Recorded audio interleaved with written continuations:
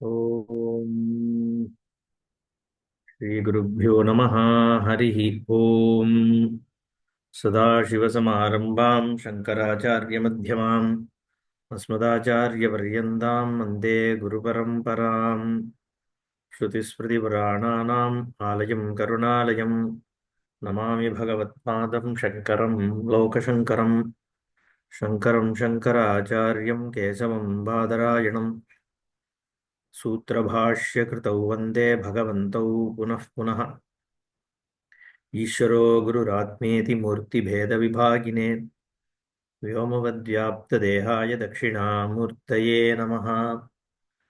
गुकारस्वन्धकारो वै ऋकारस्तन्निवर्तकः अन्धकारनिरोधित्वात् गुरुरत्यभिधीयते। ॐ सहना भवतु सहनौ भुनक्तु सह वीर्यङ्करवावहै तेजस्विनावधीतमस्तु मा विद्विषावहै। ॐ शान्तिः शान्तिः शान्तिः।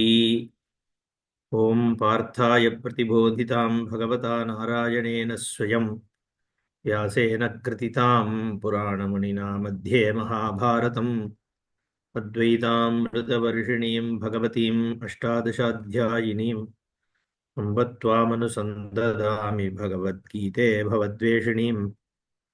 नमोऽस्तु ते व्यासविशालबुद्धे पुल्लारविन्दायतपत्रनेत्र येन त्वया भारततैलपूर्णः प्रज्वालितो ज्ञानमयप्रदीपः प्रपन्नपारिजाताय तोत्रवेत्रैकपाणये ज्ञानमुद्राय कृष्णाय गीतामृतदुहे नमः। सर्वोपनिषदो गावः दोग्धा गोपालनन्दनः पार्थो वत्सः दुग्धं गीतामृतं महत्। वसुदेवसुतं देवं कंसचाणूरमर्दनं देवकी परमानन्दं कृष्णं वन्दे जगद्गुरुम्।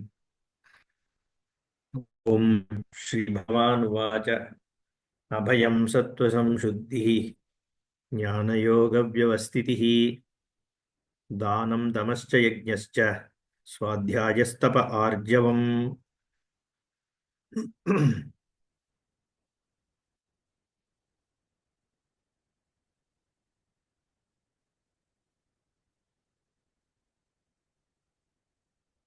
ஜூம் எங்கேயோ போய் எடுத்தது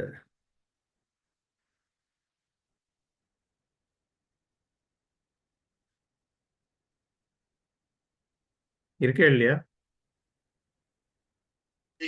Yes. ஓகே. நான் இதுல அந்த இது ஃப்ளோட்டிங்க ஆஃப் பண்ணேன், அது எப்படி போறதுன்னு தெரியல. சரி, அப்புறம் பார்ப்போம் அது. ஓகே. दैवी आसुरी राक्षसी इति प्राणिनां प्रकृतयः नवमे अध्याये सूचिताः। तासां विस्तरेण प्रदर्शनाय अभयं सत्त्वसंशुद्धिः इत्यादिः अध्यायः आरभ्यते। तत्र संसारमोक्षाय दैवी प्रकृतिः निबन्धाय आसुरी राक्षसी च इति दैव्याः आदानाय प्रदर्शनं क्रियते। इतरयोः परिवर्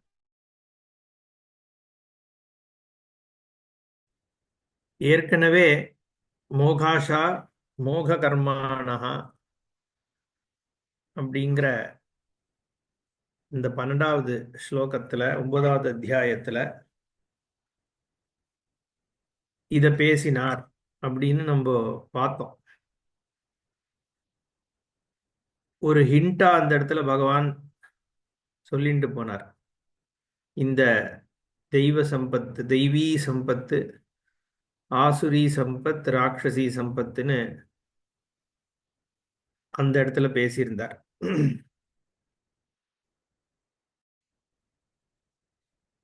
அதை இந்த இடத்துல திருப்பியும் இன்னும் விஸ்தாரப்படுத்தி சொல்றார் அப்படின்னு பாஷ்யக்காரர். ஏன்னா அந்த இடத்துல சொல்லும் பொழுதே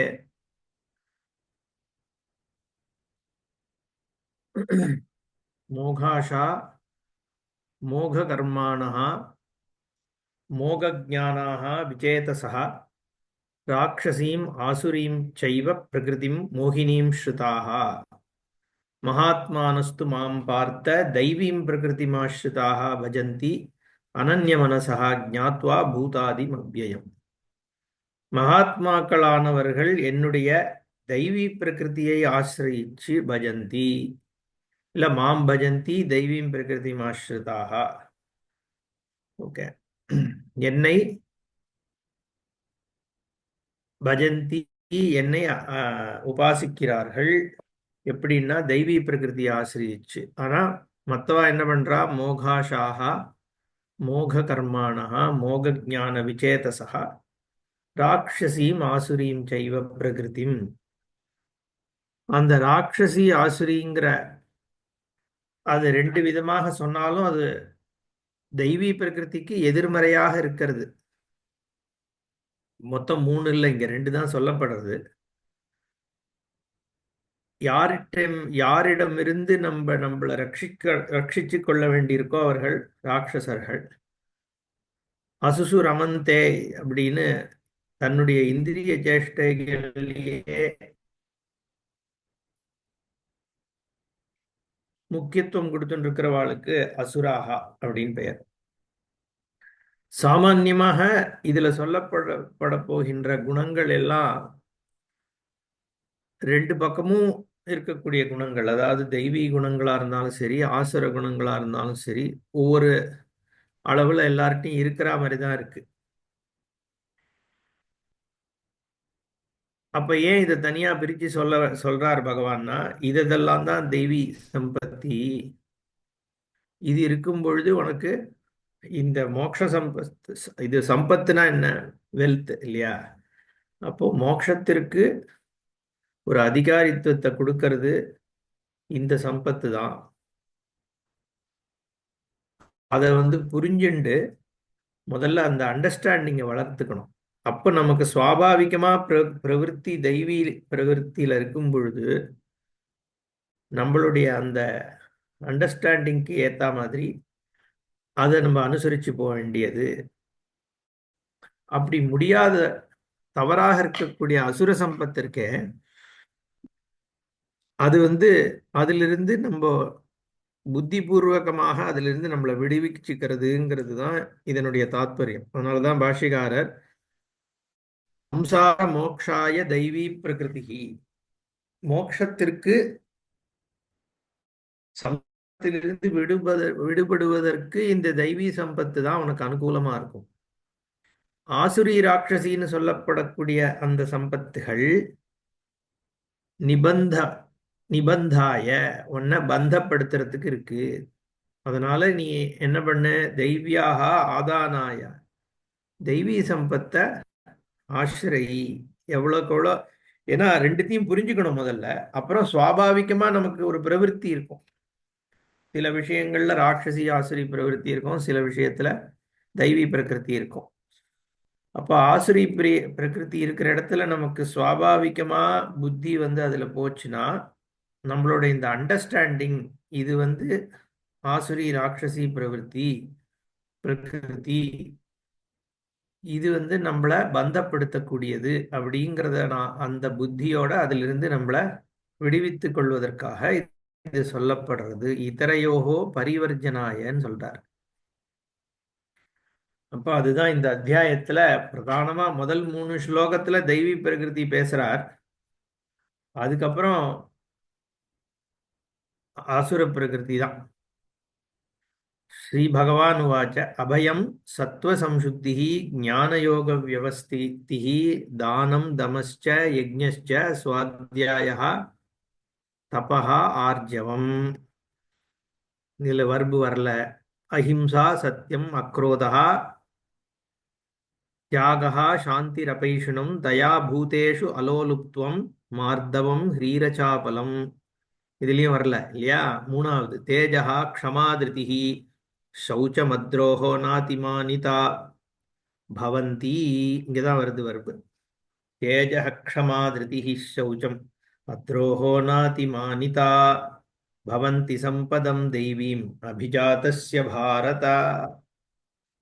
இந்த 3 ஸ்லோகம் சேர்த்து ஒரு சென்டென்ஸ் இல்லையா? श्रीभगवानुवाच अभयं सत्त्वसंशुद्धिः ज्ञानयोगव्यवस्थितिः दानं दमः च यज्ञः च स्वाध्यायः तपः आर्जवम् अहिंसा सत्यम् अक्रोधः सत्यम् अक्रोधः त्यागः शान्तिः अपैशुनं भूतेषु दया अलोलुप्त्वं मार्दवं स्त्रीः अचापलं तेजः क्षमा धृतिः शौचम् अद्रोहः न अतिमानिता दैवीं सम्पदम् अभिजातस्य भवन्ति हे भारत இங்க அபிஜாதஸ்ய அப்படிங்கிற பதம் பகவான் யூஸ் பண்றார். யார் இந்த குணத்தில் பிறந்தானோன்னு அர்த்தம். இல்ல சுவாபாவிகமாக அவனுக்கு இந்த தெய்வீ சம்பத்து ஏற்படுகின்றவன் என்னென்ன மாதிரி இதோ விஷயத்தோட வச்சுட்டு இருக்கான் அப்படின்னு. இதெல்லாம் அவனுடைய தெய்வீ சம்பத்தாக ஆகிறது. அபிஜாதஸ்ய இதை வளர்த்துக்கலாம். இல்ல பிறக்கும் பொழுதே சில பேருக்கு இந்த மாதிரி சில விஷயங்கள் இருக்கலாம். அவாவாளுடைய பிராரப்த கர்மா அதை பொறுத்து இருக்கு. அந்த சம்பத்து இருக்கிறவர்கள், அந்த சம்பத்தோடு கூடியவர்களுடைய குணங்கள் இது. எது? அபயம், பயமில்லாத தன்மை. பயமில்லாத தன்மை, பலவிதமான பயங்கள் இருக்கு இல்லையா? அந்த எந்த பயமும் இல்லாத அப்படிங்கிறது இருக்கணும். அதை வளர்த்துக்கணும். பயம், சில பேருக்கு பயம் இல்லாத தன்மைனா எதுலேயுமே யாருக்குமே பயம், எதுலேயுமே பயம் இல்லாத தன்மையோட ஒருத்தன் பிறந்துட்டான்னு சொல்ல முடியாது. அப்போ ஆனா அந்த பயம் இல்லாத தன்மையை நீ வளர்த்துக்கணும். பிரம்ம ஞானம் ஏற்பட்ட அப்புறம்தான் பாரமார்த்திகமா இந்த குணங்கள் ஏற்பட போறது. ஆனா அந்த ஞானம் ஏற்படுறதுக்கு முன்னாடி இருக்கிறவாளை பத்தி இங்க பேசுறதுனால இந்த சம்பத்து இருக்க ஒரு சாமானிய மனுஷன் தானே இப்ப சொல்றோம், ஞானிய சொல்லல பகவான். அப்போ அபயம் அப்படிங்கிறது ஒரு சம்பத்து, அந்த ஒரு கேரக்டரிஸ்டிக், ஒரு குணம்.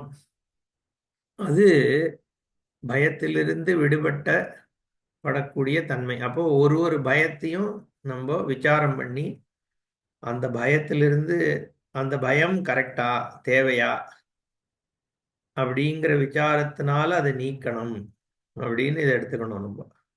அப்புறம் சத்துவ சம்சுத்தி, டீட்டெயிலா பாஷிகாரர் சொல்லும்போது பார்ப்போம். நம்ம இப்போ ஃபர்ஸ்ட் ஸ்லோகத்தினுடைய மேற்போக்கான அர்த்தம் பார்த்துன்னு போலாம். சத்துவ சம்சுத்தி, சத்துவம்னாலே இங்க அந்தఃகரணம் தான், மனசு தான், மனசு புத்தி. ஏன்னா சத்துவ குணத்தினால் ஆனது. அதனால்தான் சித்த சுத்தி சத்துவ சுத்தின்லாம் நம்ம சாதாரணமாவே சொல்றது உண்டு. சத்துவ சுத்தினா புத்தியில இருக்கக்கூடிய, மனசுல அந்தఃகரணத்தினுடைய சுத்தம். இங்க ராகத்வேஷ ரஹிதம் இது மட்டும் பகவான் பாஷிகாரர் சொல்லும் பொழுது இங்க ராகத்வேஷத்தை பிரதானமா சொல்லல. அவர் ஒரு யாருக்கு நம்ம ராகத்வேஷ ரஹிதத்துவம் சொல்லுவோம்? யோகிக்கு தான் சொல்லுவோம். இங்க பாஷ்யக்காரர் அதுக்கு இம்பார்ட்டன்ஸ் தரல. சம்சுத்தினா விவகாரத்துல பரவஞ்சனா மாயா அன்றுதாதி பரிவர்ஜனம்ட்டார். நம்மளோட நடவடிக்கைகள்ல தப்பான விஷயங்களை நீக்கிறது, அந்த மாதிரி ஒரு எண்ணத்தோட விவகாரம் பண்றத பண்ணாமரு. அதுதான் சத்துவ சம்சுத்தி. ஞான யோக வியவஸ்திதி. ஞானம்ங்கிறது இந்த இடத்துல பாஷ்யக்காரர் ஆத்மா பத்திய ஒரு விசாரம்னு தான் எடுத்துக்கிறார். அப்போ ஞான யோகம்னு சொல்லும் பொழுது இங்க நிதித்தியாசனம் சொல்லப்படுறது. நிதித்தியாசனத்தில் ஆழ்ந்து இருத்தல், வியவஸ்திதி, இதுவும் ஒரு குணம். இந்த மாதிரி இருக்க முடிந்தால் அப்போ அதை நம்ம வளர்த்துக்கணும். இப்ப நம்ம ஒவ்வொரு குணம் சொல்லும் பொழுதுமே அந்தந்த கேரக்டரிஸ்டிக்கை நம்ம வளர்த்துக்கிறதுக்காக இது சொல்லப்படுறது. தானம், தானம்னா நமக்கு தெரியும். தமஹா, தமஹான்னு சொல்லும் பொழுது இந்திரியங்களை வசப்படுத்துதல். யஜ்ஞா, எல்லா விதமான யஜ்ஞங்கள், இதெல்லாம் செய்யக்கூடிய ஒரு பக்குவம் இருப்பதுன்றது தெய்வீ சம்பத். சுவாத்தியாயா, தெரிந்து கொண்டிருக்கின்ற வித்யையை என்ன சொல்றது, திருப்பி திருப்பி அதுலயே உழல்வது. சுவாத்தியாயம்னா பொதுவாக வைதிக சம்பந்தமா பேசும் பொழுது சுவாத்தியாயம்ங்கிறது தன்னுடைய ஸ்வசாக வேதத்தை அத்தியனம் பண்றது, அத்தியனம் பண்ணி அதையே திருப்பி ஆவர்த்தி பண்றது சுவாத்தியாயம். அப்புறம் தபஹா, தபஸ் நமக்கு தெரியும். ஆர்ஜவம், ரிஜுத்வம். ரிஜுத்வம்னா ஸ்ட்ரெயிட் ஃபார்வர்ட்னஸ். எதை நினைக்கிறதோ அதை தான் சொல்லணும், எதை சொல்றோமோ அதை தான் செய்யணும். அது எல்லாம் ஒரு அலைன்மெண்ட்ல இருந்ததுன்னா அதுக்கு ஆர்ஜவம்னு பெயர். அப்புறம் அஹிம்சா. அஹிம்சா நமக்கு தெரியும். சத்தியம் தெரியும். அக்ரோதஹா. இந்த அக்ரோதஹா மட்டும் ரெண்டு வருது இங்க. சாந்திகின்னு ஒன்று வருது, அக்ரோதஹான்னு வருது. அதனால இதை ரெண்டா பிரிக்கிறார். அக்ரோதகான்றது கோபம் வந்ததுக்கு அப்புறம் அந்த கோபத்தை சமனம் பண்றது. கோபமே படாம இருக்கிறது அப்படிங்கிறது க்ஷமா.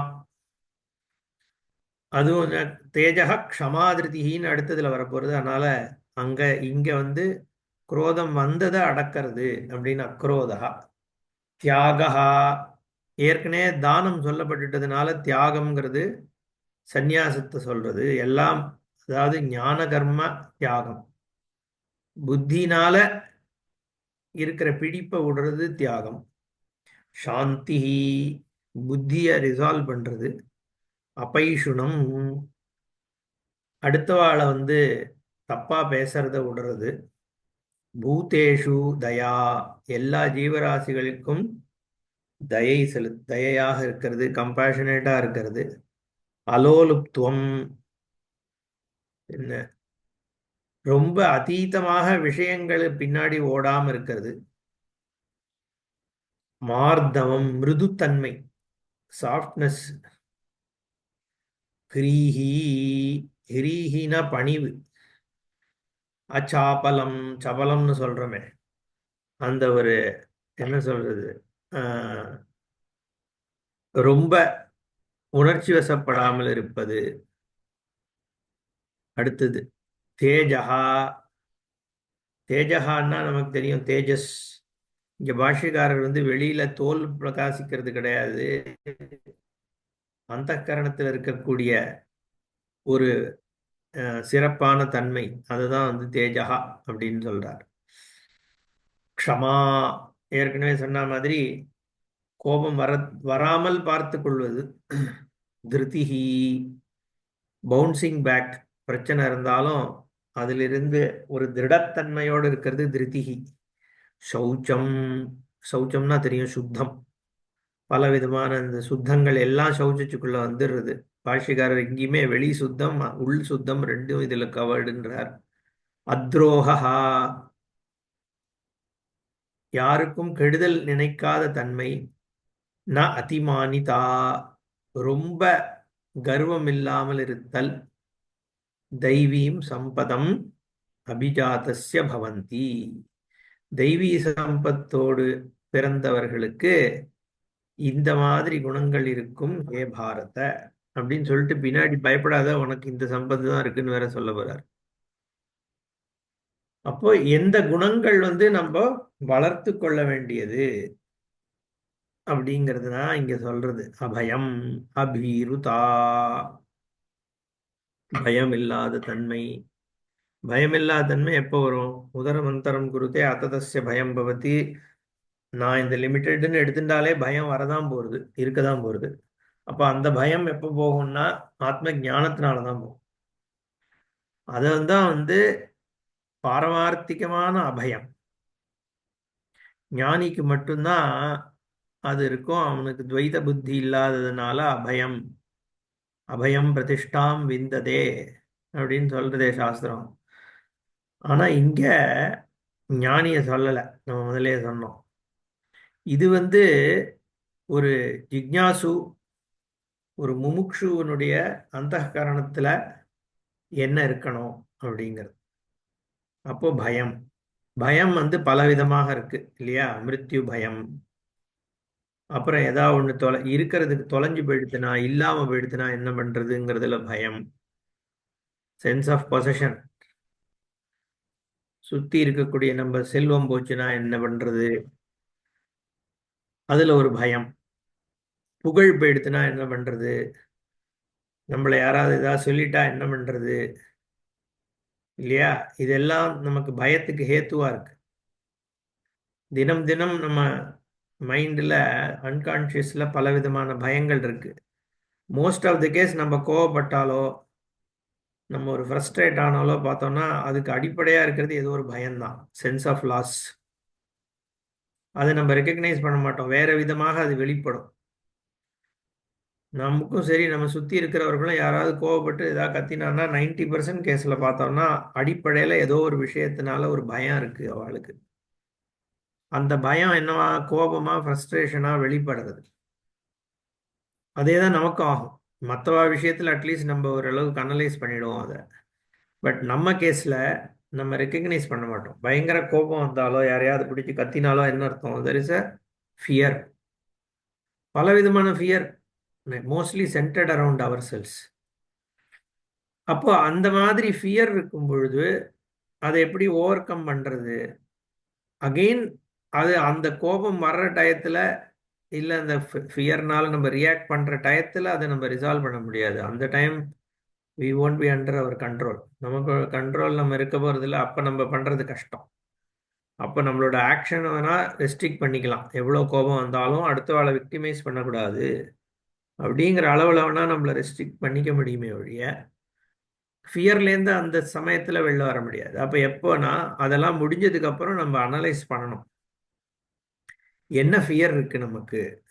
ஹானஸ்ட்டாக நம்ம இப்போ முக்கால்வாசி பேர் என்ன பண்ணுறோம், இந்த தடவை கோவப்பட்டோமா அடுத்த தடவை கோவப்படாமல் பார்த்துக்கணும், நான் இன்னும் கோபமே படமாட்டேன் அப்படின்னு நம்ம ட்ரை பண்ணுவோமே ஒழிய, பட் அது ஒர்க் ஆகுமா? ஒர்க் ஆகாது. ஏன்னா அண்டர்லைங் காஸ் ஆஃப் ஃபியர் நமக்குள்ளே இருந்துகிட்டே இருக்கும். அப்போது என்னதான் நம்ம வைராக்கியமாக சங்கல்பம் எடுத்துட்டாலும் நான் சண்டை போட மாட்டேன், இனிமே யாரையும் கோச்சிக்க மாட்டேன் நம்ம நினச்சிப்போமே ஒழிய, பட் அந்த திருப்பியும் அந்த கோபம் வரும்பொழுது அது நம்ம கண்ட்ரோலெல்லாம் எடுத்துக்கிறது இல்லை, நம்மளோட கண்ட்ரோல்கள்லாம் இருக்க போகிறது இல்லை, நம்மளை மீறி வந்துடுறது. ஏன்? ஃபியர். அந்த இன்ஹரண்ட் ஃபியர் இருக்கே, அதுதான் காரணம். அதை நம்ம மற்ற டயத்தில் வி நீட் டு அனலைஸ். என்ன காரணம்? Loss of wealth, loss of வெல்த்தோ இல்லை உன்னுடைய ஹெல்த்தோ இல்லை உன்னோட லாஸ் ஆஃப் ஃப்ரெண்ட்ஷிப், ஏதோ ஒன்று. Okay, how to people look at me, அதில் ஒரு ஃபியர். நான் இப்போ மைக்கில் எடுத்து பேசுறதுக்கு நமக்கு ஒரு பயம், ஏன்னா அடுத்தவன் என்ன ஜட்ஜி பண்ணுவான், இல்லையா? ஸோ தர் இஸ், எல்லாருக்கும் அது இருக்குன்னு இல்லை, நிறைய பேருக்கு உண்டு. இந்த எல்லா ஃபியருமே என்னன்னா சென்டர்ட் அரவுண்ட் என்னோட லிமிட்டெட் செல்ஃப், இல்லையா? லாஸ், ஆயுஸ் போயிடுத்துனா என்ன பண்ணுறது, பேர் போயிடுத்துனா என்ன பண்ணுறது, பவர் போயிடுத்துனா என்ன பண்ணுறது, முடி போயிடுத்துனா என்ன பண்ணுறது, பல் உடஞ்சிடுத்துனா என்ன பண்ணுறது, ஹெல்த் வீணாக போயிடுத்துனா என்ன பண்ணுறது, நம்மக்கிட்ட இந்த திங் உடஞ்சி போயிடுத்துனா என்ன பண்ணுறது, இவர் நம்மளை பார்த்து கோச்சுண்டா என்ன பண்ணுறது, 1008 விஷயம் இருக்கு. இது மாதிரி என்னென்ன சென்டர்ட் அரவுண்டு நம்மக்கிட்ட இருக்கக்கூடிய என்னென்ன பயங்கள் இருக்கோ அதை பற்றிய நம்ம ஒரு என்ன சொல்றது, ஒரு ஓப்பன் அனாலிசிஸ் நம்ம பண்ணணும். புத்தியில் நம்ம சாதாரணமாக இருக்கிற டயத்தில் நம்ம மைண்டில் விசாரம் பண்ணணும், நிஜமாவே இந்த விஷயம் நமக்கு லாஸ் ஆஃப் ஃபேஸ் கொடுக்குமா, லாஸ் ஆஃப் ஃபேஸ்னா என்ன, அப்படியே எனக்கு ஒரு விஷயத்தில் என்னோட புகழ் குறைஞ்சிடுத்துனா என்ன ஆயிட போகிறது, அப்படி ஒரு சமயம் போயிடுத்துனா அதை ரீசரெக்டே பண்ண முடியாதா? ஸோ இதெல்லாம் இதுக்கு ஆன்மீகம்னு கிடையாது, இது வெறும் சிம்பிள் சைக்கலாஜிக்கல் ஆக்டிவிட்டி தான். பட் ஞானம் வர்ற வரைக்கும் நம்ம ஆபாதமாக அந்த அபயத்தன்மை ஏற்படுத்திக்கணும்னா இதுதான் வழி, இல்லையா? இந்த மாதிரி தான் பண்ணணும். பயத்தை ஒன்று சைக்கலாஜிக்கலாக ஒரு சைக்காலஜிஸ்ட் வழியாக அட்ரஸ் பண்ணணும். பட் இதெல்லாம் நம்ம ரொம்ப ஜெனரிக் ஃபியரை சொல்கிறோம். ரொம்ப பர்டிகுலராக நமக்கு ஒரு பயங்கர ஒரு சைக்காலஜிஸ்ட் சைக்கோ தெரப்பி பண்ணுற அளவுக்கு ஒரு விஷயத்தில் பயம் இருக்குன்னா அது தனி. அது நம்ம எப்படியும் we need outside help. நம்ம அந்த மாதிரி டீப் ஃபியர்ஸ் அதை பற்றி இங்கே பேசலை. சில பேருக்கு அந்த மாதிரி டீப் ஃபியர் இருக்கும், இல்லை நமக்கே சில விஷயத்தில் ரொம்ப டீப் ஃபியர் இருக்கும். ஸோ அதெல்லாம் வந்து நம்ம அனலைஸ் பண்ணிடுறதுனால போயிடாது. அதுக்கு we might need external help. நம்ம அதை சொல்லலை. ஒரு சாமான்யமாக நம்மளால மேனேஜபிள் லெவல் ஆஃப் ஃபியரை பற்றி தான் நம்ம இப்போ பேசுகிறோம். அது நம்ம விசாரம் பண்ணி பண்ணி அந்த ஒரு அபயத்தை நம்ம ஏற்படுத்திக்கணும். ஏன்னா அந்த குவாலிட்டி இஸ் எ தெய்வீ சம்பத். அதுக்காக தெய்வீ சம்பத். ஏன்னா நம்ம பல விஷயத்தை அது அஃபெக்ட் பண்ணுறது. ஃபியர் வந்து நான் ஏற்கனவே சொல்கிற மாதிரி சென்ஸ் ஆஃப் கில்ட்டை கொண்டு வந்துடுறது. ஏன்னா ஃபியர் வரும்போது ஆங்கர் வருது. ஆங்கர் வந்து டசன்ட் டேக் யுவர் பர்மிஷன். அப்போ நம்ம அடுத்தவா மேலே எரிஞ்சு விழுறோம், நம்மளே வந்து கடிஞ்சிக்கிறோம், 1008 விஷயம் இருக்குது. ஸோ அந்த கில்ட் ஹர்ட் வந்துடும் அதில். ஸோ கில்ட் ஹர்ட்டுக்கு one of the main reason நம்ம பண்ணக்கூடிய தப்பு தான் இல்லையா? அது நம்ம ஏதோ ஒரு டிரான்ஸ்கிரஷன் பண்ணுறோம். அண்ட் முக்காவாசி அந்த டிரான்ஸ்கிரஷன் எதனால் ஆறுது? ஃபியர். ஃபியர் தான் மெயின் திங். விக்டிம் தான், விக்டிமைஸ்டு மைண்டு அதுதான் வந்து கிரைம் பண்ணுறது. கிரைம் அளவுக்கு போலேனாலும் ஈவன் சின்ன சின்ன டிரான்ஸ்கிரஷன்ஸ் நம்ம பண்ணுறதுக்கு காரணம் ஃபியர் தான். ஸோ அப்போ என்ன ஆகிடுது? கில்ட் அண்ட் ஹர்ட் ஜாஸ்தி ஆகிட்டே போகிறது. காம்ப்ளிகேஷன் ஆகிடுறது புத்தியில். அப்போ எப்படி அந்த புத்திக்கு ஞானம் வந்து சித்திக்கும்? அதனால ஞானம் வந்ததுக்கு அப்புறம் தான் நம்ம அத்தியந்தமா வந்து ஃபியர்லெஸ்னஸ் கிடைக்க போகிறது. ஆனால் ஞானம் வர்றதுக்கே ஓரளவு ஃபியர்லெஸ்னஸ் இருக்கணும் இல்லையா? கில்ட் ஹர்ட் போயே ஆகணுமே. அப்போ இதுதான் அதுக்கு we have to act on it. நம்ம கான்ஷியஸாக அதில் ஒர்க் பண்ணணும். நம்ம புத்தி வந்து ஓரளவுக்கு ஈக்விபாய்ஸாக இருக்கணும். காம்னஸ் கொஞ்சம் கொஞ்சமாக செட்டில் ஆகணும். அது செட்டில் ஆக ஆக தான் வேதாந்தத்துக்கான பரிபக்குவம் இருக்கும். ஏன்னா அதிகாரித்துவம் தான் 90%. நான் சொல்லிகிட்டே இருப்பேன். அது அதிகாரித்துவ சித்தி வந்துடுத்துனா ஞான விஷயம் ரொம்ப சிம்பிள் தானே. எல்லாருமே ஓரளவு கேட்டாச்சு. மகா வாக்கியோபதேசமோ பிரம்மன்னா என்னங்கிறது பல தடவை நம்ம கேட்டாச்சு. ஏன் அப்போ வந்து கிளிக் ஆகல? அதிகாரித்துவம் தான். அப்போ இந்த அதிகாரித்துவத்துல சாஸ்திரம் நம்ம கேட்டுட்டே இருந்தாலும் அதிகாரித்துவத்துல தான் நம்ம ஒர்க் பண்ண வேண்டியிருக்கு. இப்போ இந்த மாதிரி ஒரு மைண்டை வந்து ஓரளவுக்கு பீஸ்ஃபுல்லாக இருந்தால் தான் இந்த ஞானம் சித்திக்கிறது. அதுக்கு பிரைமர்லி கில்ட் ஹர்ட் இல்லாமல் இருக்கணும் ஃபஸ்ட்டு. அப்போ தான் மைண்டு பீஸ்ஃபுல்லாக இருக்கும். அதுக்கு முதல்ல அபயம். அதனால தான் அபயத்திலேருந்து ஆரம்பிக்கிறார். அப்புறம் சத்வ சம்சுத்தி. சத்வஸ்ய அந்தఃகரணஸ்ய சம்சுத்தி. அப்போ நம்ம சித்தசுத்தின்னு எடுத்துப்போம். ஆனால் சித்தசுத்தி இங்கே சொல்ல வரல. ராகத்வேஷ ரஹிதத்துவம் தான் சித்தசுத்தி. இங்கே சம்வியவஹாரேஷு பரவஞ்சனா மாயா அனிருதாதி பரிவர்ஜனம் சுத்த சத்வ பாவேன வியவஹாரஹா. சாமான்யமா சொல்றார். இன்ஃபேக்ட் இங்க வந்து ஓரளவுக்கு இதை அந்தःகரண சித்த சுத்தின்னு எடுத்துக்கலாம். எப்படி எடுத்துக்கலாம்னா சத்வ சம்சுத்தி ஞான யோக வியவஸ்தித்தின்னு சொல்லும் பொழுது சத்வ சம்சுத்தி கர்மயோகத்தை சொல்றது, ஞான யோக வியவஸ்திதின்றது சாங்கியத்தை சொல்றது.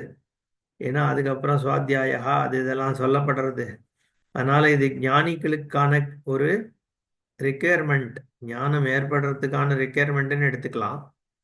பட் எல்லாருக்கும் இது அப்ளிகபிளா இருக்கணுங்கிறதுனால பாஷ்யக்காரர் இது ஒரு ஜிக்ஞாசுவே நீ இல்லை, முமுட்சுவே இல்லைன்னா கூட இந்த சம்பத்து உனக்கு இருந்ததுன்னா உன்னை அதுக்கு நோக்கி கொண்டு போக போகிறது அப்படிங்கிறதுனால இங்க வெறும் விவகார லெவல்லையே புத்தி வந்து எப்படி உன்னோட புத்தியை வச்சுக்கணும். சம் விவகாரேஷு நீ வெறும் ஆக்ட் பண்ணும் பொழுது உன் மைண்டு ஒரு வேல்யூஸோட ஆக்ட் பண்ணணும்.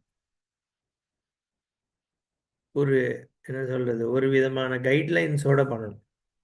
ஒரு நேர்மையான ஒரு சிந்தனை இருக்கணும். அதனால இந்த ஏமாத்துறது, பொய் சொல்றது, நடிக்கிறது அந்த மாதிரி விஷயங்களை உற்றுன்றார் அவர். பரவஞ்சனா அடுத்தவனை வஞ்சிக்கிறது. ஏன் அடுத்தவனை வஞ்சிக்கணும்னு போகிறது மைண்டு? ஏன்னா எனக்கு இந்த அதர்ம வழியிலேயாவது எனக்கு தேவைப்படுறது எனக்கு கிடைக்கணும் அப்படிங்கிற சிந்தனை தானே பரவஞ்சனால கொண்டு போய் விடுறது. அது என்ன பண்ணும்? கில்ட்டில் தான் விடும். ஏமாத்திட்டோம் ஒருத்தனேன்னு. ஏமாந்தவன் அழறத பார்த்தா அப்ப ஐயோன்னு தோணும் இல்லையா? பரவஞ்சனா தப்பு. மாயா அன்றுதாதி பரிவர்ஜனம். பொய் சொல்றது, அவளை ஒரு இல்யூஷன்ல கொண்டு போய் விட்டு அவன்கிட்டேருந்து எதையாவது பிடுங்கின்றது, இதெல்லாம் ரொம்ப ஆசுர சம்பத்து. இது இல்லாம இருக்கிறது தெய்வீ சம்பத்து. அதனால சுத்த சத்வபாவேன விவகாரம் அப்படின்னு சொல்றார். அடுத்தது ஞான யோக வியவஸ்திதி.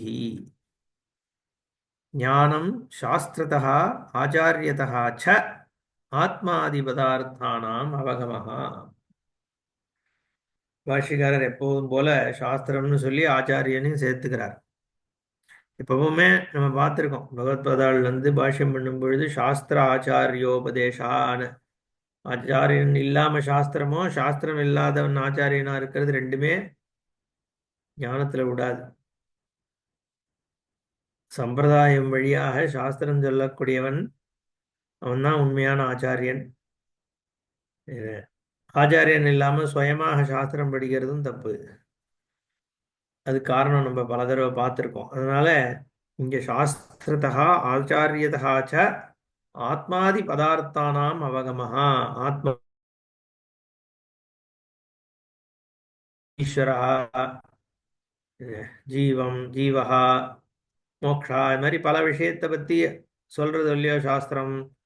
இது மாதிரி பதார்த்தங்களை தெரிந்து கொள்வது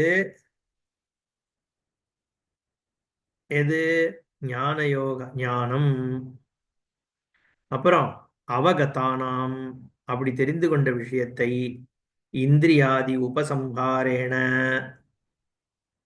கர்மேந்திரியம் ஞானேந்திரியம் இது மாதிரி அந்தக்கரணம் எல்லாத்தையுமே உபசம்ஹாரம் பண்ணி வெளியில போக விடாமல் இந்த விசாரத்திலேயே ஏகாகிரதையா சுவாத்மசம்வேத்யதாபாதனம், தான் கத்துண்ட விஷயத்தை அவகத தத்துவம். அதனாலதான் ஞானம் ஸ்ரவணேனேவ ஞானம். நிறைய பேர் நிதித்தியாசனம் பண்ணி ஞானம் வருதுன்றதெல்லாம் சொல்றா. அதெல்லாம் தப்பு. சிரவணத்தினாலதான் ஞானம். சாஸ்திராச்சாரிய வாக்கியத்தினால ஏற்படக்கூடிய ஞானத்தில் அவகதம்னாலே அங்க ஞானம் வந்துருத்துன்னு அர்த்தம். அந்த அவகதமான விஷயத்துல ஏகாகிரதையா ஸ்வ ஆத்ம சம்வேத்யதாபாதனம், தன்னுடையதாக ஆக்கிக் கொள்வது. அந்த ஞானத்தை தன்னுடையதாக ஆக்கிக் கொள்வது. ஆத்மானா என்ன, பிரம்மம்னா என்னங்கிறது ஓரளவு தெரிஞ்சுது சிரவணம் பண்ணும் பொழுது. அது எது வஸ்துன்றதும் ஒரு ஸ்பார்க் ஏற்படுறது சாஸ்திரம் கேட்கும் பொழுது. ஆனா அதே சமயத்துல கிளாஸ் முடிஞ்ச உடனே பார்த்தா வெவ்வேறு விதமான சந்தேகங்கள் வருது. சுவாபாவிக விஷயங்கள் இந்த ஞானத்துல என்னால நிலைச்சு நிக்க முடியாம ஆக்குறது. அப்ப என்ன அர்த்தம்? கொஞ்சம் ப்ரிப்பரேஷன் குறைச்சலா இருக்கு. ஞானம் ஏற்படுற அளவுக்கு எனக்கு ப்ரிப்பரேஷன் இருக்கு, ஆனா ஞானத்துல நிஷ்டை வைக்கிற அளவுக்கு ப்ரிப்பரேஷன் இல்லை. சுவாபாவிக பிரவிற்த்தி என்னை இந்த ஞானத்தை ஓன் பண்ண விடாம தடுக்கிறதுன்ன உடனே நம்ம என்ன பண்ண வேண்டியிருக்கு? நிதித்தியாசனம்னு சொல்றோம். அந்த நிதித்தியாசனம் தான் தியானம் மாதிரி. ஓகே, அதாவது சாஸ்திர வாக்கியத்தை எடுத்துன்னு விசாரம் பண்ணி அதை நம்ம இன்னொரு வெல் ரூட்டட் ஆகிறதுக்கு நிதித்தியாசனம்னு பேர். ஏற்கனவே அடைஞ்ச ஞானத்துல நம்ம ரூட்டடா இருக்கிறது. அதனால அந்த நிதித்தியாசனத்தை தான் இங்க யோகான்னு சொல்றார் பாஷிகாரர். அவகதானாம் இந்திரியாதி உபசம்ஹாரேண ஏகாகிரதையா ஸ்வாத்ம சம்வேத்யதா ஆபாதனம் யோகா. சாஸ்திர ஆச்சாரிய உபதேச ஞானம், அந்த ஞானத்துல நிஷ்ட வைக்கிறது யோகா. அதனால ஞான யோகா தயோகோ ஞான யோகயோகோ. இங்க தத்புருஷமா எடுத்துக்கல அவர். என்னவா எடுத்துக்கிறார்? ஞானம் யோகம் ரெண்டும் எடுத்துட்டார் துவந்துவமா. ஞான யோகயோகோ வியவஸ்திதிஹி, இல்லைன்னா ஞான யோக யோகே வியவஸ்திதின்னு சொல்லியிருக்கணும் இல்லையா? ஞான யோகயோகோன்னு எடுத்துக்கிறார். அதனால ஞானத்திலும் யோகத்திலும் வியவஸ்திதிஹி வியவஸ்தானம் தன்னிஷ்டதா.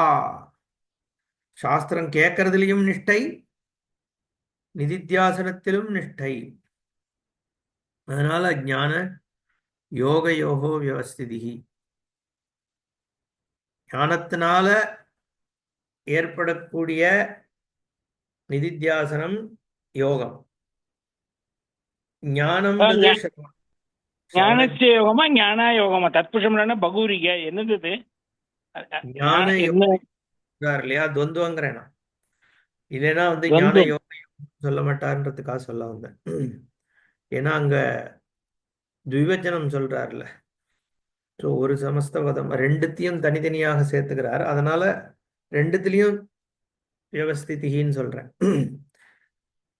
அப்போ சாஸ்திர இது இது ஒரு சம்பத்.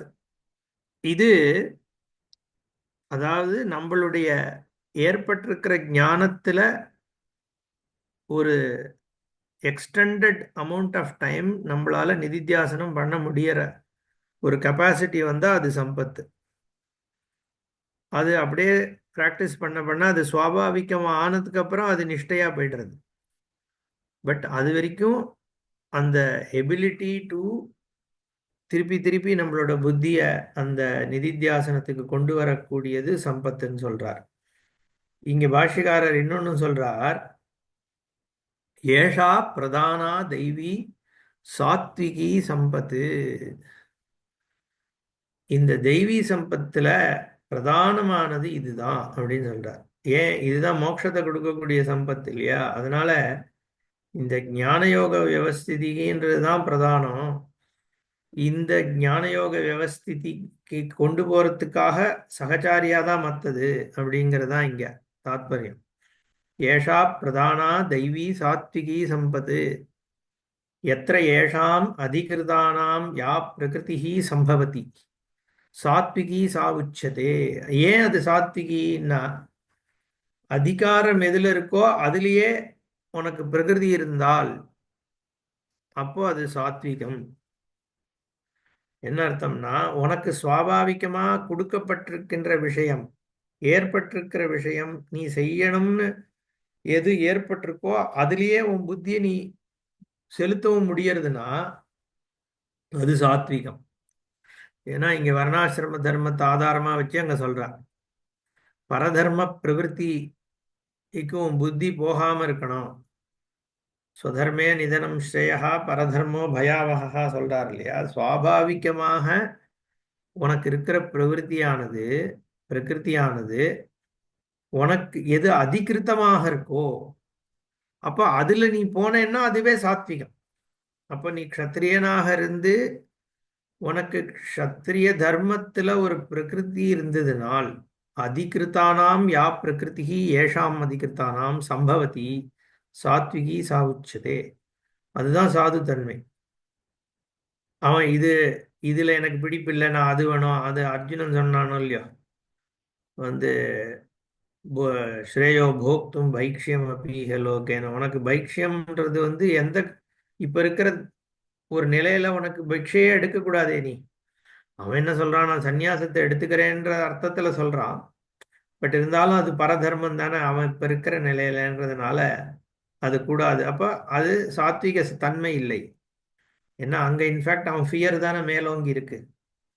என்ன ஃபியர்? தான் பண்ற கர்மானால தன்னோட குரு ஆச்சாரியன் தாத்தா மாமா எல்லாரையும் கொன்னுடுவோமோ அப்படிங்கிற பயம்.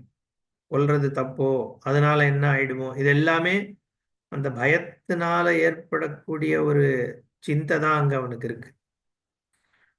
அப்போ அங்க அது சாத்விகி பிரவருத்தின்னு சொல்ல முடியாது இல்லையா? அவனுக்கு ஸ்வதர்மத்துல புத்தி போகாமல் அதை தாண்டி போகிறதுக்கு அவனுடைய அசாத்விகமான நிலை காரணமா இருக்கு. இங்க ஏஷாம் அதிகிருதானாம் பிரகிருதி ஆசம்பவதி சாத்விகி சா உச்சியதே. அதுதான் சாத்விகத்தன்மை. உன்னுடைய தர்மத்திலேந்து நீ மாறாம உனக்கு பண்ண முடியுங்கிற நிலை இருந்ததுன்னா அது சாத்விகி.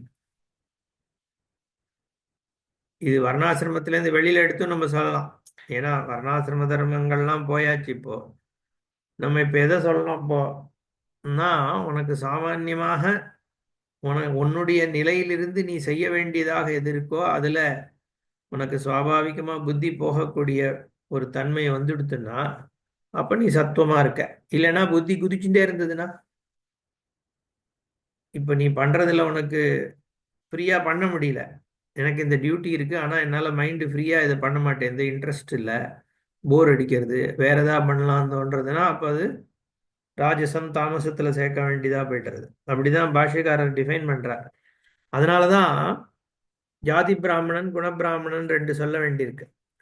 ஏன்னா ஜாதி க்ஷத்திரியனா பிறப்புனால ஒருத்தன் க்ஷத்திரியனாக இருந்தாலும் அவன் சாத்விகத்தன்மை எப்போ அவனுக்கு இருக்குன்னு சொல்ல வேண்டியிருக்கு.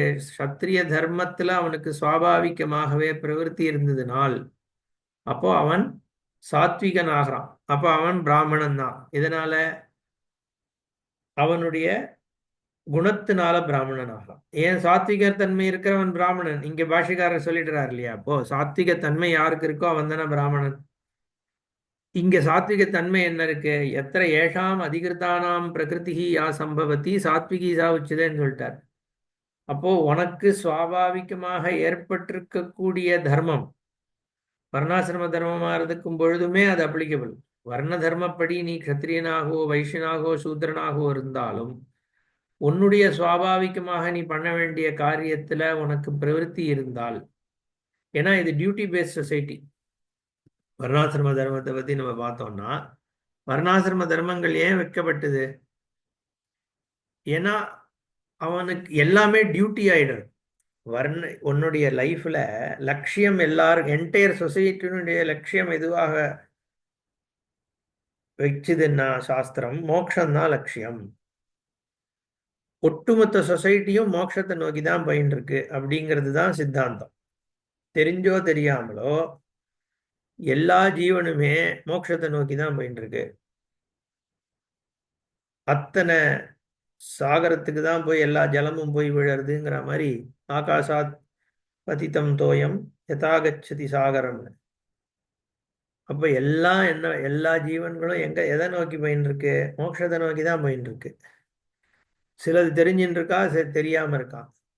அப்போ மோட்சத்தை நோக்கி போகணும்னா உன்னுடைய ராகத்வேஷம் குறையணும். ராகத்வேஷம் இல்லாமல் என் புத்தி நிச்சலமாச்சுன்னா அது மோட்சத்திற்கு அதிகாரி நான் ஆகிறேன். அப்போ அந்த ராகத்வேஷ ரஹிதத்துவம் வரணும்னா என்ன பண்ண வேண்டியிருக்கு?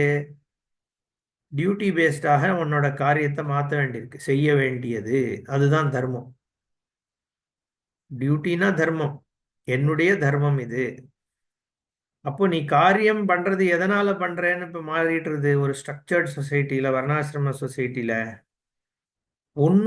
என்னுடைய தர்மம் இது, அதை நான் செய்யணும், அவ்வளவுதான். என்னுடைய விருப்பம் இது, அதை நான் செய்யணும்னு கிடையாது.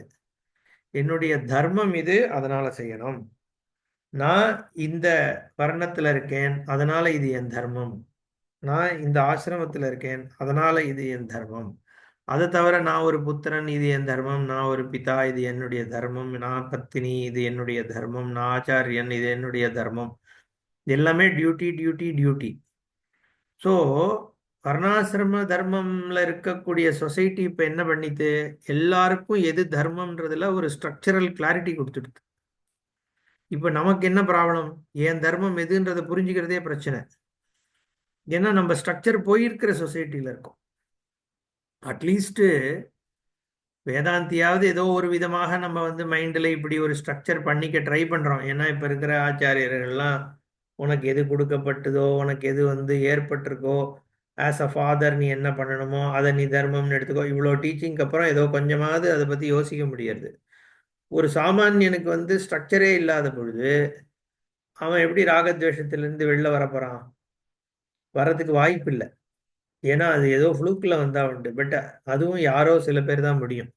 ஆனால் ஒரு ஸ்ட்ரக்சர்டு சொசைட்டியில் இருக்கும்பொழுது இப்போ நான் ஏன் இந்த வர்ணத்தில் இருக்கணும், நான் ஏன் அந்த ஆசிரமத்தில் இருக்கணும்னு நம்ம கேட்டுட்டு இருந்தோம்னா அப்போ அது ஸ்ட்ரக்சரே இல்லைன்னு அர்த்தம். இந்த மாதிரி ஆயிடும் இப்போ. பட் பொதுவாக ஒரு ஸ்ட்ரக்சர்டு சொசைட்டியில் இருக்கும்பொழுது நம்மளோட டியூட்டிஸ் ரொம்ப கிளியரா இருக்கு. இதுதான். ஏன்னா ஒரு சொசைட்டியில் 4 விதமான ஆக்டிவிட்டீஸ் தேவை. அந்த ஆக்டிவிட்டீஸ் பேஸ் பண்ணி ஏதோ ஒரு ரேண்டமாக பிரிச்சிருக்கா. பை வாட் எவர் ரீசன் நம்ம எடுத்துப்போம்.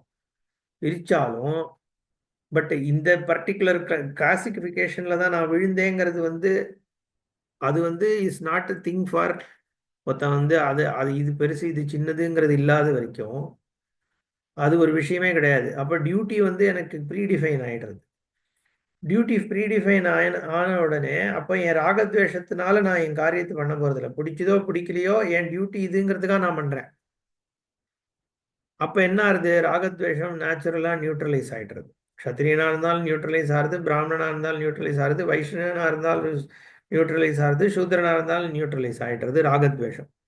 அப்போ அவனுக்கு கொஞ்சம் கொஞ்சமாக அவனுடைய தர்மம் அவனுக்கு சுவாபாவிகமாயிடுறது. அப்போ என்னாச்சு, அவன் சாத்விக தன்மையை அடைஞ்சிட்டான்னு ஆயிடுது. அதுதான் இங்க பாஷிகாரர் சொல்றார். சுவாபாவிகமான பிரவிற்த்தியில எவன் இருக்கானோ அவன் அவன் தன்னுடைய தனக்கு செய்ய வேண்டிய விஷயத்துல எவனுக்கு சுவாபாவிக பிரவிற்த்தி இருக்கோ அவனுக்கு சாத்விக தன்மை இருக்குன்னு அர்த்தம். எத்திர ஏஷாம் அதிகிருதானாம் யா பிரகிருதி சம்பவதி சாத்விகி சா உச்சதே. அப்போ சாத்விக தன்மை இருக்கிறவன் தான் பிராமணன்ற டெஃபினேஷன் இருக்கு. அப்போ இவன் குணபிராமணன் ஆகிறான். ஜாத்தினா பிறக்கிறதுன்னு அர்த்தம். ஜானா பிறப்பு. ஜாத்தினா உடனே நம்ம தமிழ்ல சொல்ற மாதிரி ஜாதின்னு எடுத்துக்கூடாது. அது வேற. நம்ம இங்க வர்ணத்தை தான் ஜாத்தின்னு சொல்றோம். ஜாத்தினா பை பர்த். எந்த கேட்டகரியில அவன் பிறந்திருக்கானோ, எந்த வர்ணத்துல அவன் பிறந்திருந்தாலும் அந்த வர்ணத்துக்கான காரியத்தை அவன் சுவாபாவிகமா செய்யற பக்குவம் அவனுக்கு வந்துடுதுன்னா அவன் சாத்விக தன்மை ஆயிடுறான். பிராமணனா ஒருத்தன் பிராமண ஜாதியில பிராமணனா பிறந்துட்டு அவனுக்கு சுவாபாவிக பிரவருத்தி அதுலயே இல்லை. ஷூ மேனுஃபேக்சரிங்க்கு போறான்னா அப்போ அவனுக்கு அவனுடைய ஸ்வதர்மம் அவனுக்கு சுவாபாவிகமாக இல்லைங்கிற பொழுது அவன் சாத்விக தன்மை இல்லாதவன் ஆயிடுறான்.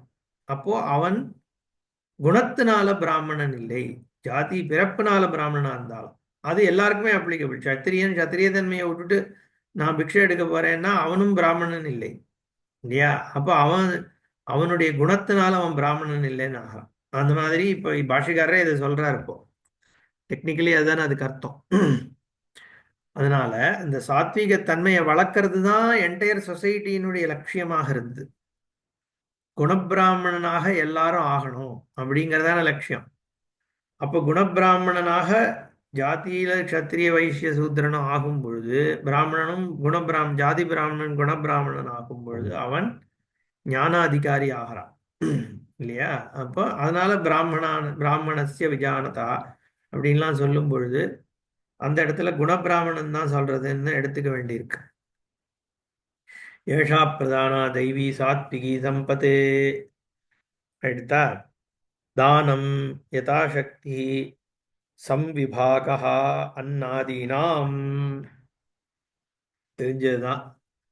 முடிஞ்ச வரைக்கும் யதாசக்தி என்ன, யதாசக்தி உன்னால எவ்வளவு முடியுமோ சக்திம் அனதிக்கிரமிய.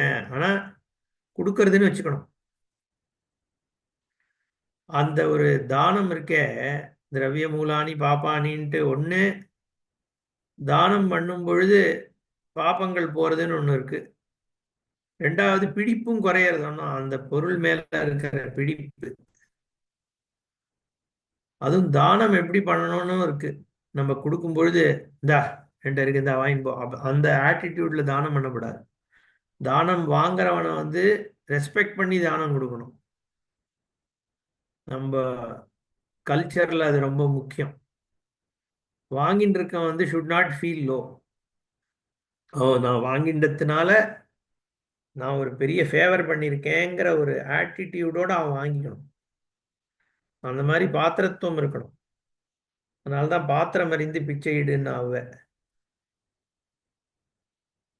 பாத்திரத்துவம் இருக்கிற இடத்துல தான் நம்ம கொடுக்கணும். ஏன்னா அந்த குணம் இருக்கணும், அந்த ஒரு நிலை இருக்கணும்.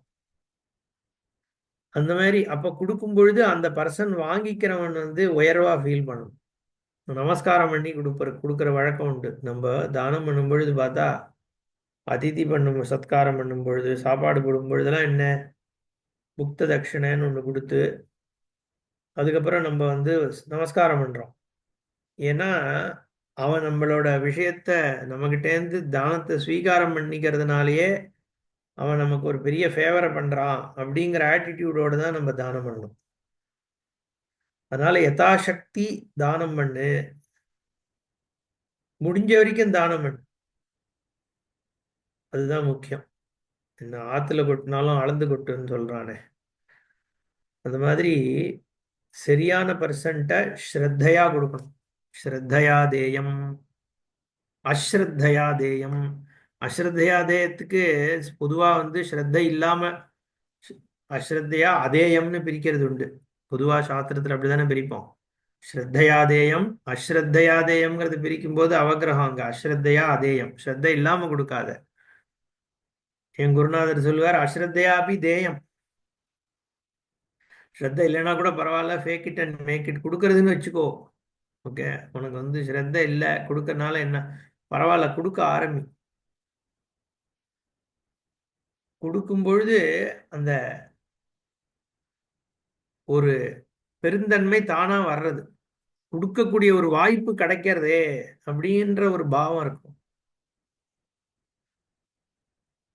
எனக்கு ஞாபகம் இருக்கு, ஒரு 34 வருஷம் முன்னாடி நான் முதல்ல வேலைக்கு போன காலத்துல வந்து ஒரு பையன், ஒரு கிறிஸ்டியன் பையன் ஒருத்தன், அவன் ஏதோ கல்யாணம் ஏதோ சம்திங் ஒரு நீடு இருந்தது அவனுக்கு.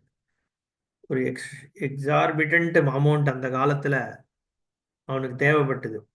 ஸோ என்கிட்ட என் ஃப்ரெண்டுங்கிறதால இப்போ கொடுத்துருந்தேன். அப்போ கொஞ்சம் ஷாக்கு வீட்டில் இருக்கவங்கலாம். எங்கள் தாத்தா சொன்னார், இல்லை கொடுக்கறத பற்றி இல்லை, நமக்கு தேவைப்பட்டா மற்றவாளாம் இந்த மாதிரி கொடுப்பாளா, இல்லை அவன் திருப்பி கொடுப்பான்ற நம்பிக்கை இருக்குமா அப்படிங்கிறதுக்காக தான் கேட்குறேன்ற மாதிரி சொன்னார். எங்கள் பாட்டி அந்த சமயத்தில் 2 பேர் இருந்த காலம். அவன் சொன்னா, கொடுக்குற லெவலில் வச்சிருக்காரே பகவான், அதுதான் நம்ம நினைக்கணுமே ஒழிய இந்த மாதிரி யோசிக்க கூடாதுன்னு ஷீ செட். ஏன்னா நம்ம கொடுக்குற ஒரு ஒரு பொசிஷன்ல பகவான் நம்மளை வச்சிருக்கார் அப்படிங்கிற அந்த பாவம் வரணும். ஏன்னா எல்லபசே நிஜ கர்மோபாத்தம் வித்தம் தேன வினோதய சித்தம் சொல்லுவோம் இல்லையா. எண்ணெயை உடம்பு முழுக்க தடவிண்டு மண்ணில் பிறண்டாலும் ஒற்றை மண்ணு தான் ஒட்டுன்னு. எவ்வளோ இருக்கணுமோ நமக்கு பிராரப்தத்தினால நமக்கு என்ன கிடைக்கணுமோ அது நெட்டா நம்ம கிட்ட இருக்கிறதா இருக்கும். எவ்வளோ கொடுத்தாலும், அதான் என் குரு இன்னொன்னு சொல்லுவார், கொடுக்குற யார்கிட்ட கொடுக்குறாளோ அவள்கிட்ட தான் லக்ஷ்மி வந்துன்னு இருப்பான்னு. ஏன்னா அந்த தானம் பண்ணணுங்கிற அந்த சிந்தை இருக்கே, அது பல விதத்துல நம்மளை உயர்த்தக்கூடியது. ஒன்று ராகத்வேஷ ரஹிதத்துவம் வருது.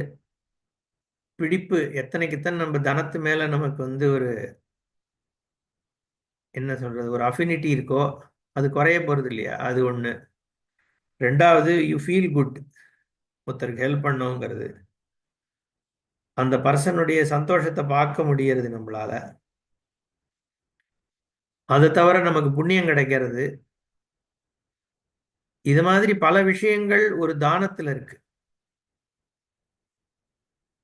ரெண்டாவது, நம்ம ஏற்கனவே சொன்ன மாதிரி இந்த சர்வே பவந்து சுகினஹா சர்வே பந்து சந்து நிராமயாகா, ஏன் இந்த மாதிரி மந்திரங்கள் சாஸ்திரம் வச்சிருக்கு, எவ்வளோக்கு எவ்வளோ பிராட் மைண்டட்னஸ் வருதோ அவ்வளோக்கு எவ்வளோ சமஷ்டி பாவம் நமக்கு சித்திக்கிறது. இல்லைன்னா நம்ம வியக்தியாவே இருந்துட்டு அந்த சமஷ்டி தன்மை எப்போ வரணும்னா, நம்ம identify with a broader frame. Broader ஃப்ரேம்னா நான் என்ன சொல்றேன்னா, இண்டிவிஜுவல்லேருந்து ஒரு சொசைட்டியே நம்ம நான் மனிதன் அப்படின்னா என்ன ஆயிடுறது, நான் ஒரு வியக்தியிலேருந்து மனுஷ குலத்தோட நான் ஐடென்டிஃபை பண்ணிக்கிறேன். அதை விட இன்னும் பிராடரா அப்படி சமஷ்டியோட நான் ஐடென்டிஃபை பண்ணிக்க நம்மளோட இந்த லிமிட்டெட் ஈகோ வந்து it gives it up itself up இல்லையா? அதனால தான் ஈஸ்வரனை ஐடென்டிஃபை பண்றது முக்கியம். அதனால தானம் கொடுக்கும் பொழுது கூட தானம் வாங்கிக்கிறவனை ஈஸ்வரனா பார்க்கணும்னு இருக்கு. அந்த காலத்துலலாம் சொல்லுவோம் இல்லையா, வர்றோம் எங்கேயா நம்ம அன்னதானம் போட்டோம்னா வர்றதில்ல, பகவானே வந்து சாப்பிடுவார், எந்த ரூபத்துல வராருன்னு தெரியாது, அப்படிலாம் சொல்றது உண்டு. அதுக்கான கதைகள்லாம் இருக்கு. சோமாசி நாயனார் கதைன்னு ஒன்று உண்டு. அதே மாதிரி ஒரு சப்செக்ட், இந்த மத்தியான இவான்னு ஒரு சப்செக்ட் ஒன்று உண்டு பிராமணால. ஏன்னா அவர் வந்து வந்தவரை வந்து பகவானே வந்திருக்கும் போது தெரியாததுனால அவமானப்படுத்திட்டா, தானம் கொடுக்காம சாப்பாடு போடாம, அதனால சாபம் வந்துடுது, இப்படிலாம் கதை உண்டு. அப்போ தானத்தினுடைய இம்பார்ட்டன்ஸ், என்ன விதமாக நம்ம வந்து தானம் பண்ணணும் அப்படிங்கிறதெல்லாம் வந்து ரொம்ப விஸ்தாரமா சொல்லப்பட்டிருக்கு. அது மாதிரி தானத்தினுடைய தானேன அதானம் தர அப்படின்னு சொல்லியிருக்கு, சாஸ்திரமே சொல்றது. அதனால நம்ம வள்ளல், தமிழ்ல சொல்றோமே கடையேழு வள்ளல் அப்படின்லாம் சொல்றோம் இல்லையா, பாரி, இந்த மாதிரி வள்ளல், முல்லைக்கு தேர் கொடுத்தான் பாரி. அப்புறம் அந்த அந்த ஒரு நிறைய பேர் சொல்லுவான், ஃபெமைன் இருக்கும் பொழுது தன்னோட அன்னக்கூடாரத்தை திறந்து விட்டான் ஒரு வள்ளல்னு.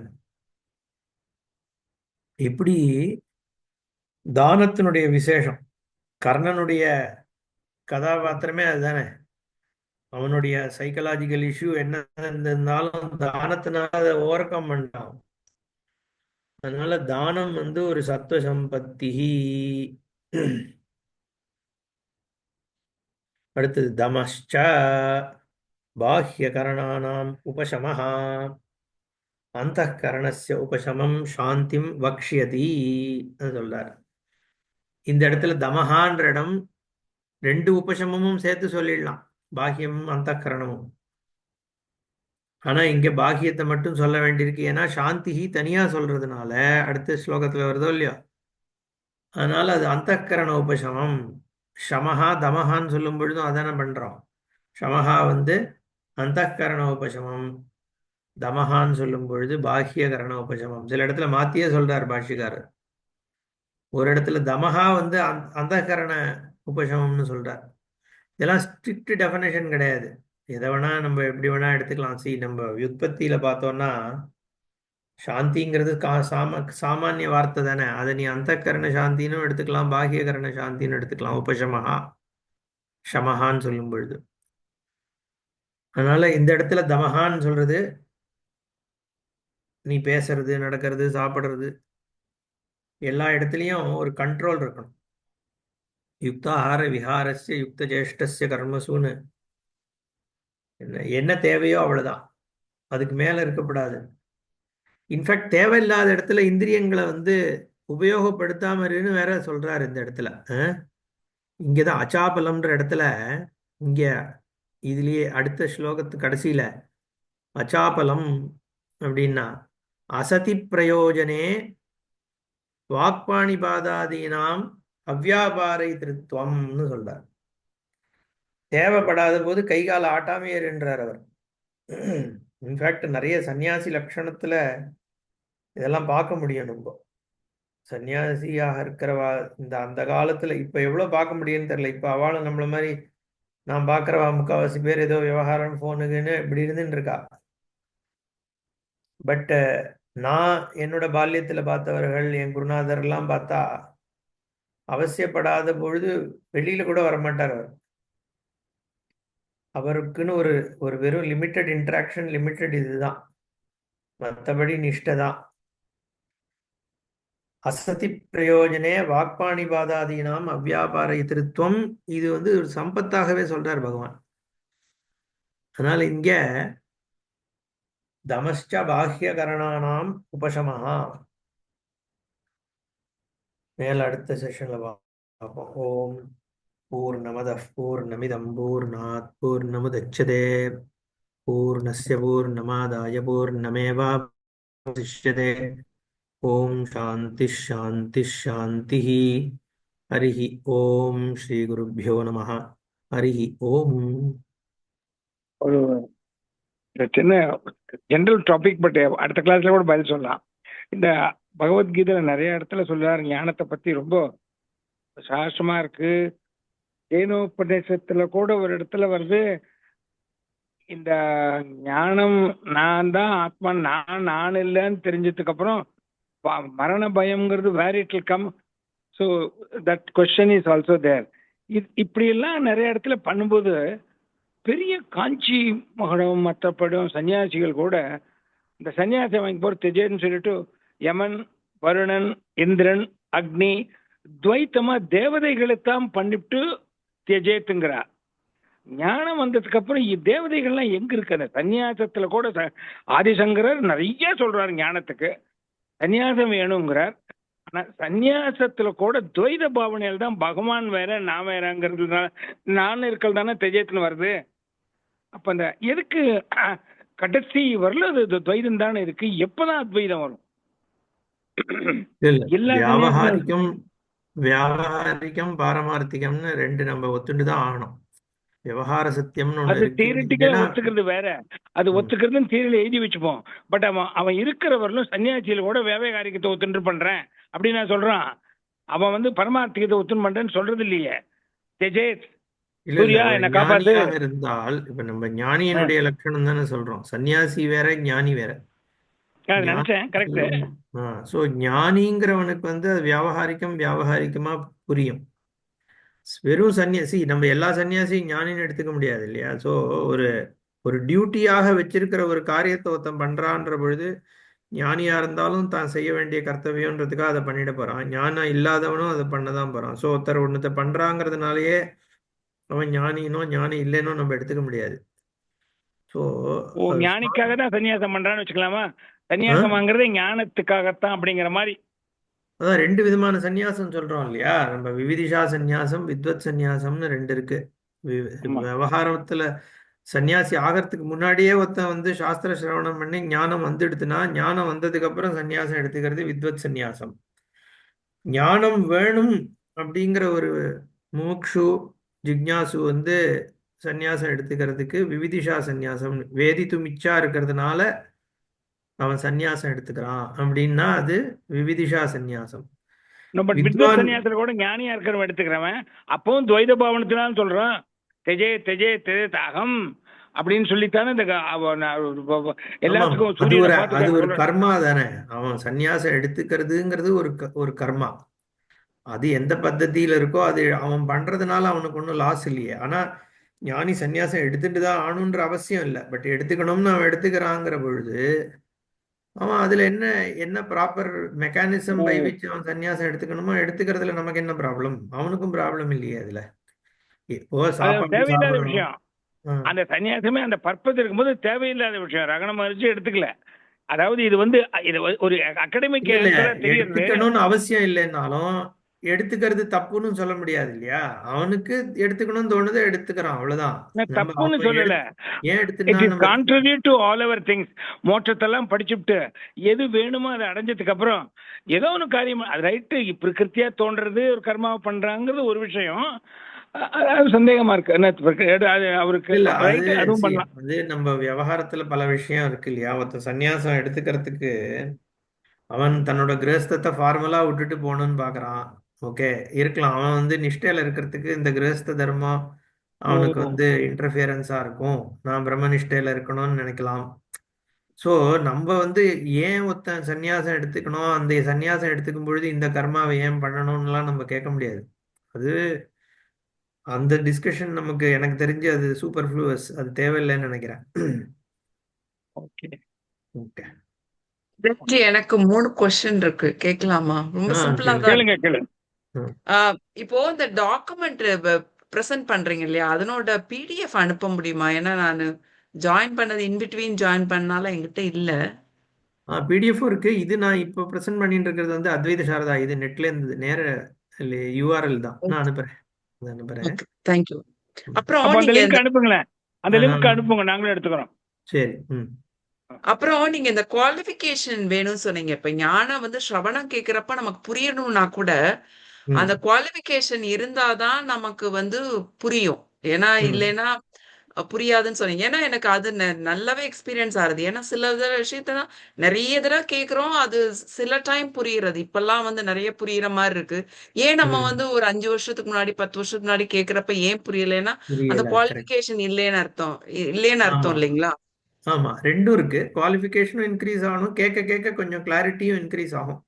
ஏன்னா சிரவணமே கூட ஒரு ஒரு பியூரிஃபையிங் விஷயம் தானே. அதுவே கொஞ்சம் கொஞ்சமா கிளாரிட்டி வரும். பட் மோர் இம்பார்ட்டன்ட்லி குவாலிஃபிகேஷன் தேவை. மைண்ட் வந்து இதை அசிமுலேட் பண்ணக்கூடிய கெப்பாசிட்டி தேவை. அது வந்து அன்டிஸ்பியூட்டட்லி தேவை. பகவானும் சொல்றார், வேதமும் சொல்றது, நமக்கும் அது தெரியறது. ரொம்ப ஸ்பஷ்டமாவே தெரியறது. குவாலிஃபிகேஷன் அப்போ தேவை. குவாலிஃபிகேஷன் தான் நீங்க என்ன சொன்னீங்க? இந்த அம் சில இத வந்து நம்ம வேதாந்தா கேட்காதப்போ நம்ம குவாலிட்டி அனலைஸ் பண்ணி அதுலருந்து இம்ப்ரூவ் பண்ணணும்னு சொன்னீங்க.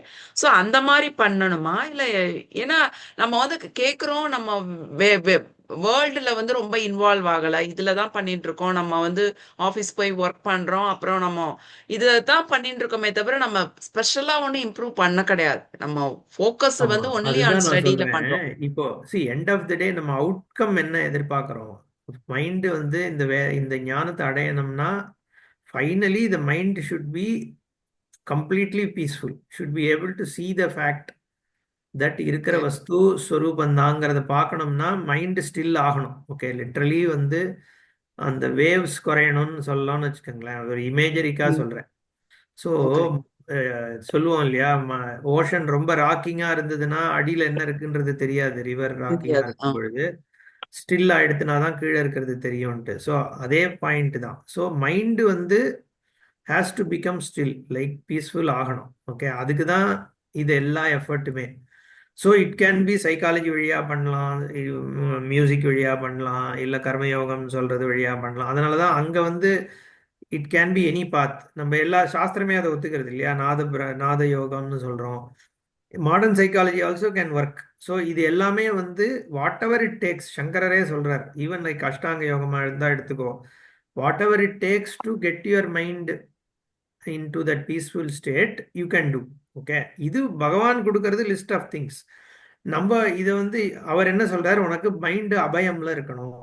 ரொம்ப ஃபியர் வந்து உன்னோட மைண்டை வந்து ஓவர் ஆக்குபை பண்ணிட்டுனா இன்ட்ரின்சிக்லி உன் mind will not be peaceful இல்லையா. ஸோ பிகாஸ் நமக்கு கோபம் வர்றதுக்கு காரணம் ஃபியர் தான் நான் சொன்னேன். ஸோ திடீர்னு ஒரு ட்ரிகர் எங்கேருந்து வருது, ஒரு சென்ஸ் ஆஃப் ஃபியர் தான். சென்ஸ் ஆஃப் லாஸ் தான் நமக்கு திடீர்னு ஒரு கோபமா மாறும். நமக்கு ஏதாவது யாரா ஏதாவது சொல்லிட போறானோ, இல்ல வந்து நம்ம விட்டு யாரா ஏதாவது நினைச்சுன்ற போற, இதெல்லாம் என்ன, ஒரு sense of fear due to certain attachment. So அபயத்தை வளர்த்துக்கோன்னு பகவான் ஜென்ரலா சொல்லிடுறாரு. இப்போ அபயத்தை வளர்த்துக்கோங்கிறது எப்படி வளர்த்துக்கிறது? ஸோ அதுக்கு நம்ம சைக்காலஜி தேவைப்பட்டா சைக்காலஜி. இது நான் சுவாமிஜி கொடுக்குற வழி என்னன்னா, நீ எதனாலலாம் உனக்கு ஃபியர் இருக்குன்னு நீ பாரு. ஓகே அந்த ஃபியருக்கான காசை ஐடென்டிஃபை பண்ணு. அதுக்கப்புறம் உன் மைண்டில் வந்து அந்த காஸ் ஆஃப் த ஃபியரை வந்து நீ வந்து அவசியமா, அதுக்கு லாஜிக் இருக்கா, அப்படி உனக்கு அது நடந்துடுது. சப்போஸ் நீ எதுக்கு ஃபியர் பண்றியோ அது நடந்துடுறதுனால இம்ப்ளிகேஷன் என்ன, அந்த இம்ப்ளிகேஷனை வந்து நீ ஏன் Y Gantt you live with that implication அப்படிங்கிறத நீ அனலைஸ் பண்ணாலே இந்த ஃபியர்லாம் கொஞ்சம் கொஞ்சமாக குறைஞ்சிரும்ன்றது ஒரு சைக்கலாஜிக்கல் அப்ரோச். அவ்வளோதான். ஸோ நம்ம என்ன சொல்ல வரோம், இந்த குவாலிட்டிஸ் இருந்தால் அது தெய்வீ சம்பத்துன்னு பகவான் சொல்லிட்டு போயிடுறாரு. பட் இந்த குவாலிட்டிஸ் எப்படி பில்டு பண்றது இல்லையா. ஸோ அந்த குவாலிட்டிஸை பில்டு பண்றதுக்கு நம்ம சைக்காலஜியை ஒரு அசிஸ்டன்ஸா எடுத்துக்கிறோம். சில இடத்துல அஷ்டாங்க யோகத்தை அசிஸ்டன்ஸா எடுத்துக்கலாம், சில இடத்துல ஜஸ்ட் விசாரம் பண்றத அசிஸ்டன்ஸ் எடுத்துக்கலாம். இட் டிபெண்ட்ஸ் எந்த குவாலிட்டியை நம்ம பில்டு பண்ண பார்க்குறோமோ அதுக்கு என்ன தேவையோ அதை பண்ணலாம் அப்படிங்கிறது தான் ஆச்சாரியாலே நிறைய இடத்துல சொல்றார். இதுக்கெல்லாம் நீ எந்த ஹெல்ப் வேணுமோ எடுத்துக்கோன்னு சொல்லிடுறாரு அவர். அஷ்டாங்க யோகத்தை வந்து நம்ம ஃபைனலாக அவன் சொல்ற ஃபிலாசபியை ஒத்துக்கலையே ஒழிய, பட் யமனியம ஆசன பிராணாயாம பிரத்யாகாரம்ங்கிறது உனக்கு ஹெல்ப் பண்ணுமே.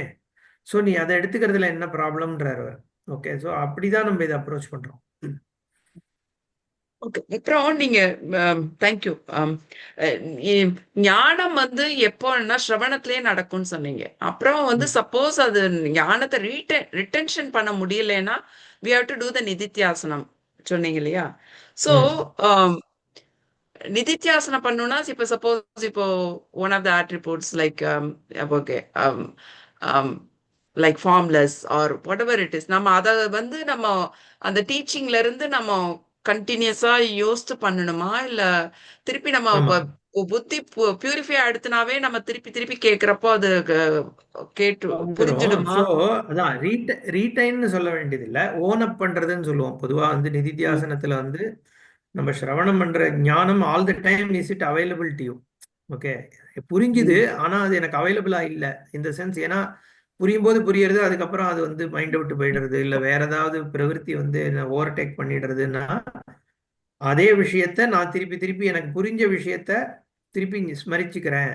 இல்லை புரிஞ்ச விஷயத்த நான் அந்த அதை நான் ஞாபகப்படுத்திக்கிறதுக்கு ஏதாவது ஒரு வாக்கியம் எடுத்துக்கலாம். அசங்கோகம், ஓகே, இப்போ அவிகார யோகம், அந்த மாதிரி ஏதாவது.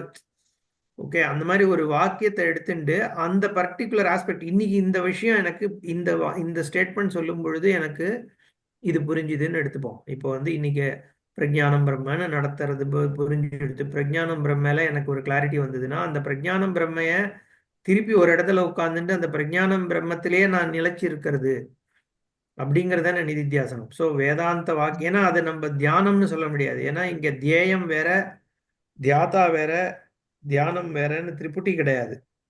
ஸோ ஒரே வஸ்து தான் இருக்குன்றதுனால இதை தியானம்னு நம்ம சொல்றது இல்லை.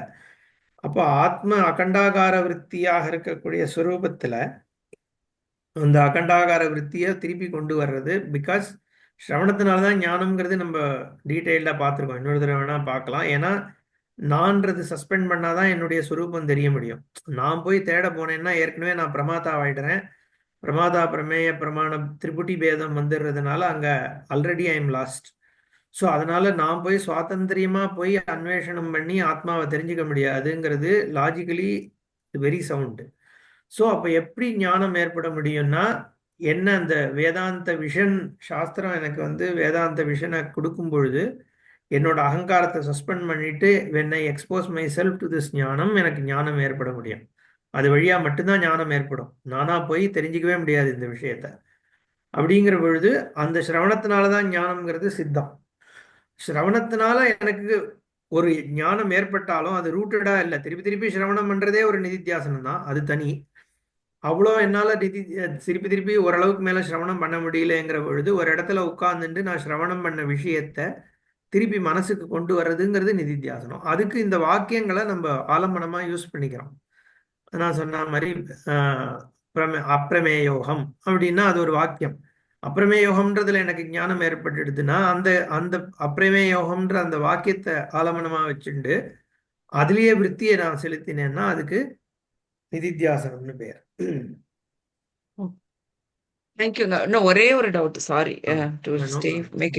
இப்ப நீங்க அகண்டாகார விருத்தி சொன்னீங்க இல்லையா, அதுல வந்து என்னன்னா அகண்ட ஆகார விருத்தி இல்லைங்களா, அப்படிதான் நம்ம பிரிப்போம் இல்லையா? அகண்ட ஆகாரம், ஆமா, ஆகாரமே இல்லாதன்னு அர்த்தம் டெக்னிக்கலி. ஆமா, ஆகாரம் அப்ப ஃபார்ம்லெஸ்ஸா இருக்கு. ஃபார்ம்லெஸ் தான் இல்லையா? ஸோ த நோவர்னுடைய self is formless. Any form is always objectified. The only thing which is not objectified is me. அதுதான் அங்க ஸ்வரூபம். அதனாலதான் அது அகண்டாகார விருத்தின்னு சொல்றோம் இல்லையா? ஆகாரம் இருக்குன்னாலே அது ஆப்ஜெக்டிஃபைடுன்னு அர்த்தம். இப்போ ஆப்ஜெக்டிஃபைட்னு எடுத்துக்கணுமா, இல்ல அதுல டிவிஷன் இல்லைன்னு எடுத்துக்கணுமா? சப்ஜெக்ட் ஆப்ஜெக்ட் அந்த டிவிஷன் ஒரே வஸ்து இருக்கிறதுனால தானே, ஒரே வஸ்துவா இருக்கிறதுனால தானே அதுல டிவிஷன் இல்லை. இட் இஸ் நாட் வெளியில என்னால ஆப்ஜெக்டிஃபை பண்ண முடிஞ்சிடுத்துனாலே அது டிவிஷன் இருக்குன்னு தானே அர்த்தம். சப்ஜெக்ட் ஆப்ஜெக்ட் டிவிஷனும் இருக்கு. அது ஒரு பவுண்டரிக்குள்ள தானே அதை நான் objectify, anything that you are objectifying அது ஒரு பவுண்டரியா தானே நம்ம ஆப்ஜெக்டிஃபை பண்றோம்.